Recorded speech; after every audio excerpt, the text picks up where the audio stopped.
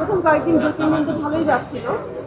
আমাদের শোজ বাড়ছিল, বাট হঠাৎ করে আমরা নোটিস পেলাম যে শোজ কমে যাচ্ছে।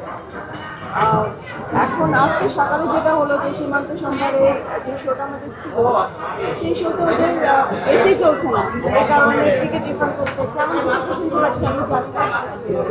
আগামীকাল থেকে সীমান্ত সম্ভারে শোই নেই।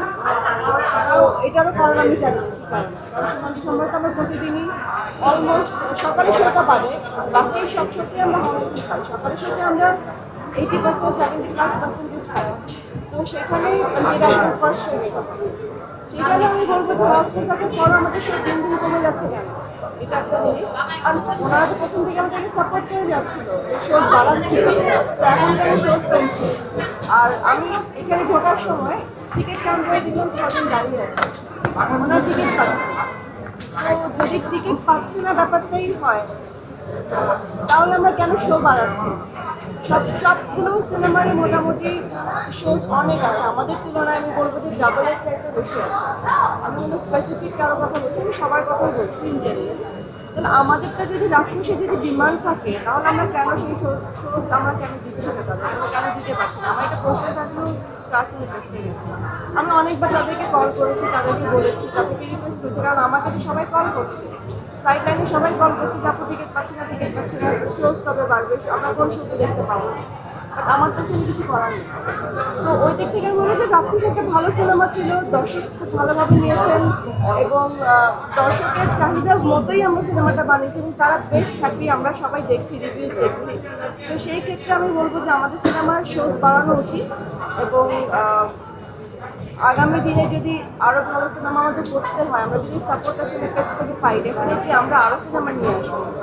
আর যদি সাপোর্টটা না পাই, আমরা তো আসলে ডিমোটিভেটেড হয়ে যাচ্ছি। নায়াসিনামাইড ও স্যালিসাইলিক সমৃদ্ধ লিলি ফেস ওয়াশ যা ফেসের ডেড স্কিন সেল দূর করে দেয় দ্বিগুণ ফাস্টার ব্রাইটেনিং। সিনেমার ব্যাপারে বাট রাক্ষস ডেফিনেটলি খুব ভালো চলছে এবং রাক্ষস ভালো একটা সিনেমা এবং সবার মুখ থেকে আপনারা যদি রিভিউজও দেখেন, আমি বলবো যে রাক্ষস দর্শকের পছন্দ অনুযায়ী একটা সিনেমা হয়েছে। এই অভিযোগ করছেন আপনি, এটা তো সেকেন্ড সিনেমা। এর আগে কিন্তু ঘরবাদ যখন করেছেন, আপনি সিনেপ্লেক্স সম্পর্কে বলেছেন যে অনেক সাপোর্ট। এইবার কেন আপনি অভিযোগটা ভারী হচ্ছে? বরবাদের সময় এমন হয়েছিল, আমি জানি বিষয়টার সাথে কথা হয়েছিল যে বরবাদের হাউসফুল সব যাচ্ছিল, তারপর পরে সপ্তাহে শো কমিয়ে দেওয়া হয়েছে। তো এই ব্যাপারটা যে সিনেপ্লেক্সের সাথে আপনাদের আন্তরিকতার কোনো ঘাটতি আছে কিনা? আচ্ছা, এখন আন্তরিকতার ঘাটতি, আমরা তো কোনো স্পেশাল কোনো কিছু কারোর জন্য কখনো আমাদের এরকম নাই, আমরা ওই জায়গাটাতেই চাই না। আমরা ইউজুয়ালি সবার সাথে যেমন কথা বলি, ব্লকবাস্টারে যেমন, লায়েন্সে যেমন, সিনেস্ক্রিনে যেমন, সিনেপ্লেক্সের সাথে আমাদের ঠিক তেমনই আছে। কারণ আমি একজনকে একটু বেশি ভালো চোখে দেখবো, আরেকজনকে খারাপ চোখে দেখবো, কম ভালো চোখে দেখবো, সেটা তো পসিবল না। তো সেই ক্ষেত্রে সবার সাথে আমাদের সমানভাবে সম্পর্ক আছে।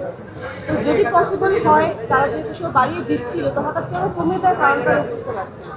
কারণ বিসিডিএলে যখন মানে এখানে যখন লোকজন টিকিট পাচ্ছে না, সেখানে টিকিট আমাদের শো 4টা থেকে 3টা করা হলো।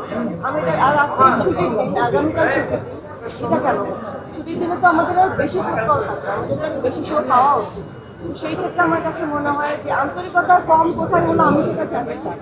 আর আপনি যেটা বললেন যে বরবাদের সময় শো পাচ্ছিলেন, বরবাদের সময় আন্তরিক ছিল, আন্তরিক তো ওনারা প্রথম থেকেই দেখাচ্ছিল, এখনও আছে হয়তো, বাট কোনো একটা কারণ তো নিশ্চয়ই আছে যে আমরা শো কেন পাচ্ছি না। এটা বসে কি সমাধান করা যায়?